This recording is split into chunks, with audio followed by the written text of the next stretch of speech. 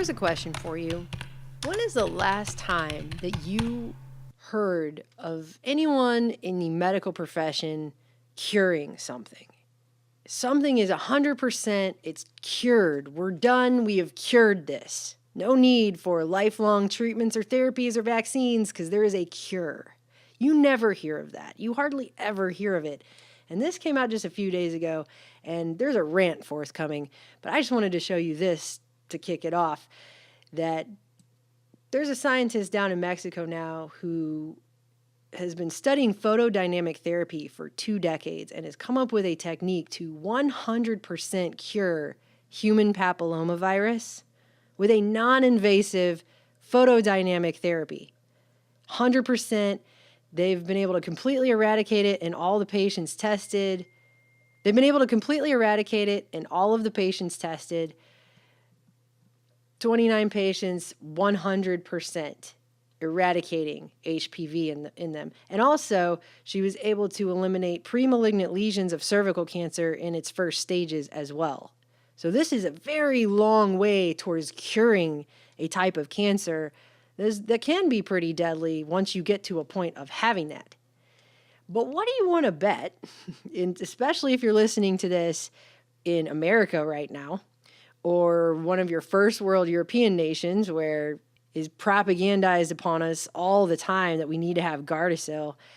I've already gone over the fallacies of HPV vaccines. In fact, some of the very first articles I ever wrote for our website back in 2013 had to do with Gardasil victims being awarded millions of dollars for all the damage that it's done to them, and the fact that doctors were coming out in other countries testifying that there is no evidence that the vaccine protects against cervical cancer, which is the whole reason they tell everyone that you should take it. And I also covered when Japan banned it because of the adverse effects from it. So I'm not going to go over all of that, and that's not the main point of this video. It's pretty much taken 2 years of my life away. I'm going to be 23 next week, and I feel like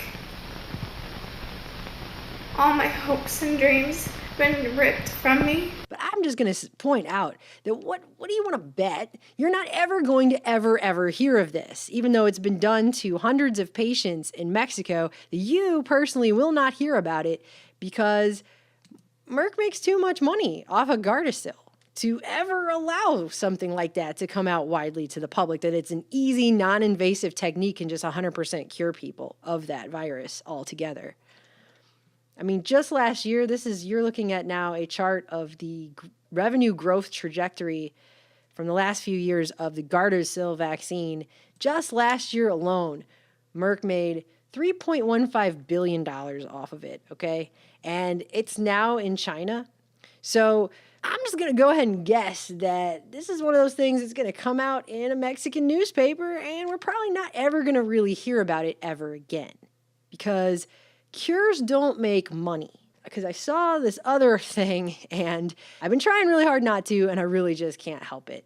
This actually came out last year, but somebody recently shared it, and when I read it, I cannot believe there are people who sit around and get paid by mega banks to write this kind of anti-human trash, okay? But that is what they do.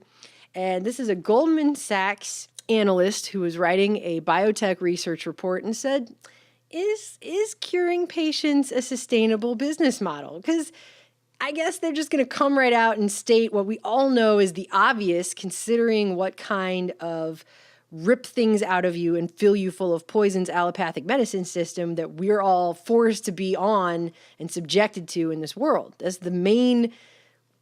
I don't know if I've ever heard of anyone being able to buy homeopathic medicine insurance, especially not here in America where I live. I'm not sure that that's something that's available. However, the government did try through Obamacare for many years to force everyone onto the allopathic, rip things out of you and fill you full of chemicals medicine system, which does not cure anything. It doesn't. And now you have Goldman Sachs analysts coming out in biotech research reports, and they're just straight out asking, is curing people a sustainable model?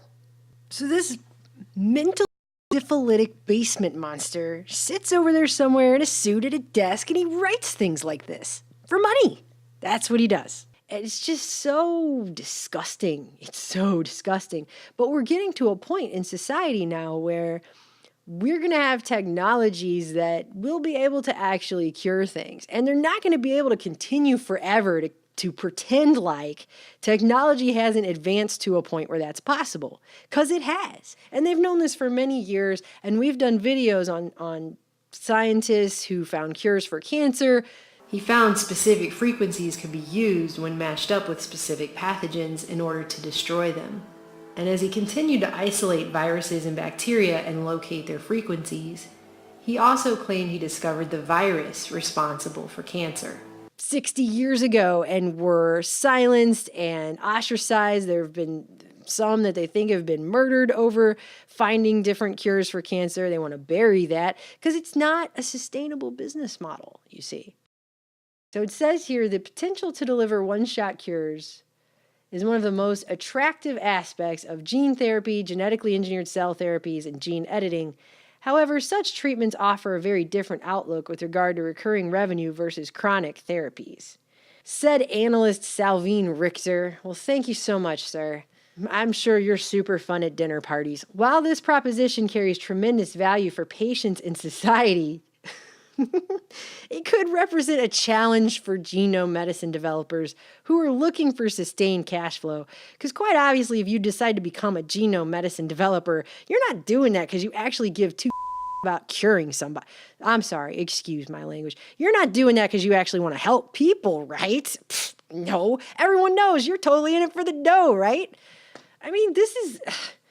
Then he goes on and cites Gilead Sciences' treatment for hepatitis C, which was able to achieve cure rates of 90% on hepatitis C. The sales for that peaked at $12.5 billion in 2015, but now they've been sadly falling ever since, and Goldman estimates that the sales for the treatments were just a paltry $4 billion last year, which is just, I'm so sad. That's $4 billion. I mean, that's like, what, chump change, right, to Goldman Sachs, I guess.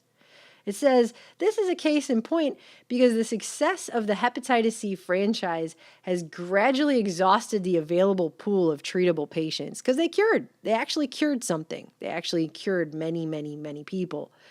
Then he goes on to say, in the case of infectious diseases such as hepatitis C, curing the existing patients also decreases the number of carriers able to transmit the virus to new patients. Thus, the incidence pool has also declined. It's like they're weeping over the fact that there's not enough infectious hepatitis C infected people to go around transmitting hepatitis C to other people so they can charge them to cure them. That's what that sounds like. And then he goes on to say, where an incident pool remains stable, such as in cancer, which is just so great, I guess, the potential for a cure, it poses less risk to the sustainability of the franchise, which is apparently the most important thing. Then he goes on, because he's not done yet, then he goes on to say there are solutions to this, such as addressing large markets like hemophilia, where there's going to be a lot of people who have that. Instead of things where it's not that many people, so who cares about those people? They're totally expendable. I mean, this is the kind of attitude that I just can't believe people still have it in 2019. We were supposed to be all progressive and enlightened, and we're such a modern human community, right? But you have human garbage dumpster fires like this man who write these reports and don't even seem to give a they don't care about someone else. They don't care. Apparently what they care about is money and things and not human beings, okay? Because we can't keep having this attitude like, well, too bad for you. You have a disease that not enough people have. You're not worth curing. I guess you deserve to just die. I mean, how can we call ourselves enlightened and all this whatever if our modern financial system, our modern medical system, and the way we approach and apply scientific discoveries is so utterly inhumane? So we should only address disorders that have high incidences because that's the only way to make money off of people's pain and suffering. Do you see? This is the kind of attitude that these people have. It's disgusting, you know? I mean, it's the same reason that The media will run around like chickens with their head cut off, freaking out because a few people got the measles, which, by the way, back in the day was not even considered that big of a deal until they had a vaccine they wanted to sell everybody for it. But they won't run around screaming and freaking out for the over 100,000 people who die every single year just taking FDA-approved pharmaceutical medications by the instructions on the bottle. Swelling, trouble breathing, rash, hives, blisters, muscle pain with fever, tired feeling, or blurry vision. Chest pain, shortness of breath, diarrhea, severe stomach pain or tenderness, severe nausea or vomiting, extreme fatigue, constipation, excessive thirst or urine, swollen ankles, dizziness on standing, seizures, trouble swallowing, and impaired judgment or motor skills. Rash, itching, headache, confusion, hallucinations, muscle or joint pain, flushing, fever, or weakness. It may cause suicidal thoughts or actions. It may also cause bone loss. Other risks are increased cholesterol, weight gain, decreased white blood cells, which can be serious. It may cause abnormal liver tests. Not overdosing or any of that, but actually what their doctor just told them to do, and it kills them, and you don't see anybody crying a river over that. You never see that in the freaking news or on TV, because what you see on TV is the news where they freak out about the measles, and then in the commercials, which pay ad revenue to be on that channel, they sell you all the medications. Dizziness, sleepiness, weight gain, and swelling of hands, legs, and feet. Swelling of your tongue or throat may occur and in rare cases may be fatal. The risk of suicide may occur. Don't use if you are or may be pregnant. It may change your periods, making it hard to know if you are pregnant. Elderly dementia patients have an increased risk of death or stroke. Uncontrollable muscle movements, as these may be permanent. Right? So, and the vaccines.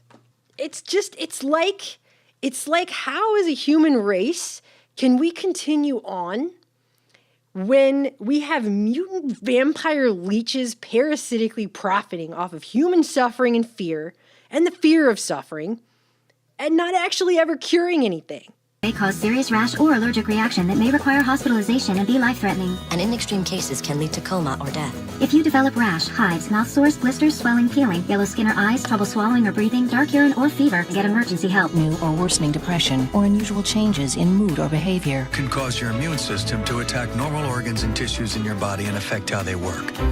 This may happen anytime during or after treatment has ended and may become serious and lead to death. We can't keep making all this scientific progress and then also at the same time keep pretending like they're not actually finding cures for anything. So why don't you go get your stupid t-shirt with the doofy logo on it and run for the cure some more, because they've been running for that cure for how many freaking decades? They buried the people that had the cure decades ago. And so I guess every year we'll just keep biking for the cure and running for the cure, and you could keep chasing the cure, but you're never going to catch it, because the same foundations that want you to put that stupid t-shirt on and run around the block and give them money for that are the same ones who make money off there not being a cure. That's what justifies their existence to begin with.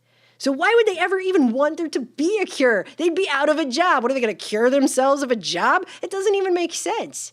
And then you have people like this at the top just sitting there just twisting in their own filth, can't wait to make money off someone else's suffering. They don't even care. It's sick. Cough, chest pain, shortness of breath, diarrhea, severe stomach pain or tenderness, nausea or vomiting, rapid heartbeat, increased hunger or thirst, constipation, dizziness or fainting, changes in urine, changes in eyesight, muscle pain or weakness, joint pain, rash. These are not all the possible side effects of.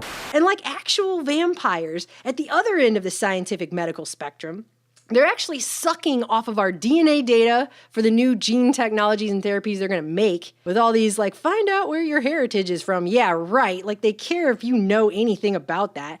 And the body parts of our unborn aborted babies and even our blood in a bid for this engineered immortality that they're going to try and make with cures and treatments that I'm sure will only be afforded by the very, very rich elite people, who will all start to have much longer lifespans than the average person. I mean, you heard what Sean Parker said in the other video I did about how he's going to be like 160 because he's a billionaire and he's going to be part of a class of immortal overlords. Because this is not about maintaining humanity at the level we're at, because we're also being told all the time how we're overpopulated and most of us need to die, right? So you see what I'm saying? It's like Mary Shelley's Frankenstein and Bram Stoker's Dracula mixed together and had like a mutant baby with the slick modern veneer of Silicon Valley repackaging. But again, as technology continues to advance and just keeps on advancing, because that's what it does, the medical establishment is going to have to start admitting that yes, they actually can cure things. Not just treat them with a bunch of recurrent chemicals, which are chemicals that can only mitigate some symptoms, usually while causing other symptoms that require even more prescriptions that also don't cure anything, which provides what this Goldman Sachs refers to as sustained cash flow and a sustainable franchise. Those are human beings he's talking about. And he just has apparently no ability to feel that whatsoever.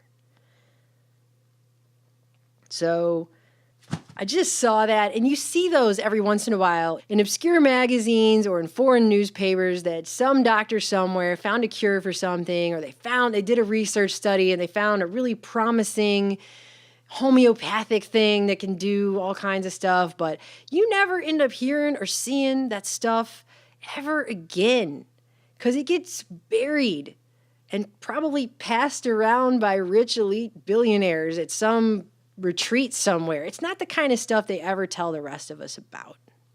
And the rest of us get to be a statistic in a Goldman Sachs analyst report. You know, I don't know. My aunt died last Thanksgiving. And by the time she died, and she was only in her mid-50s, she was on like, 28 medicines. And one of them, and I can't remember which one it was off the top of my head right now, caused her bones to be so brittle that by the time she passed away, anytime she would trip, she would break something. Usually more than one bone. It was usually several bones. She would have fractures all over the place. She was kind of like Glass in that new movie by M. Night Shyamalan, the character played by Samuel L. Jackson, whose bones break all the time. It was kind of like that. And she fell off the bed, and she just died. She fell off the bed and went into a coma and never woke up.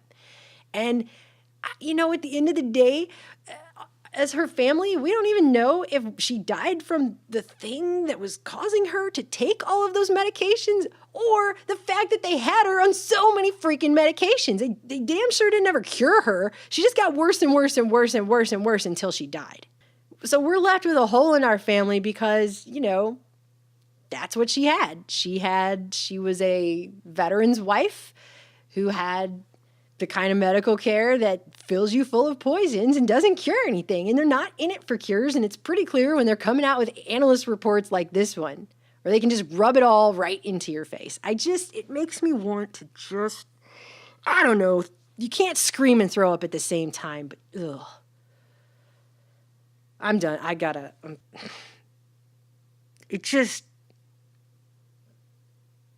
I'm sorry. I mean, just humanity. We're all humans. And how is this the system that we have in 2019? How are we still here like this with people like this running everything?